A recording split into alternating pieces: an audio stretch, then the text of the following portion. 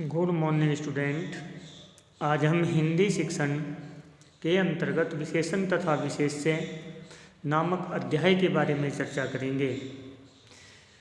विशेष्य क्या होता है?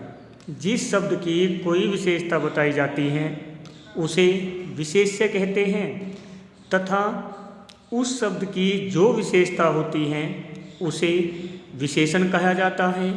जैसे गाय काली है तो गाय की विशेषता क्या बताई गई? उसका काला होना, तो इसलिए काली शब्द विशेषण हुआ और गाय जिसकी विशेषता बताई गई विशेष्य हुआ।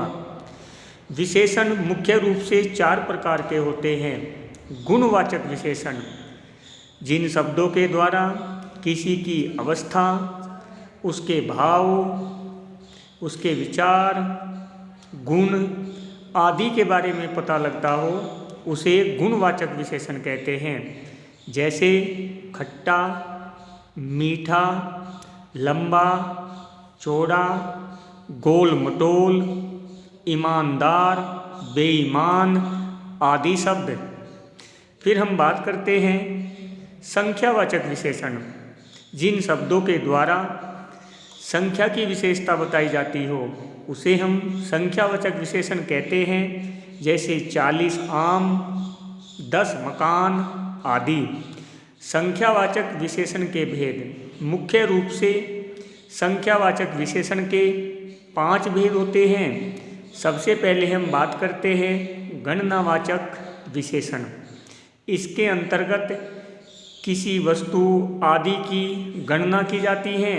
जैसे 1, 2, 3, 5, 7। जैसे 7 कमरे, 3 भाई आदि। फिर हम बात करते हैं क्रमवाचक विशेषण। जब हम क्रम के आधार पर किसी चीज़ की गिनती करते हैं, जैसे पहला, दूसरा, तीसरा, प्रथम, द्वितीय, तृतीय आदि।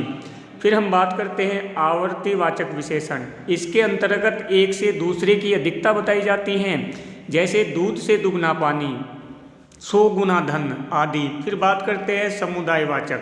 इसमें एक पूरे समुदाय की गणना की जाती है। जैसे 3, 4, 5, 7, 4 भाई, 5 बहनें आदि।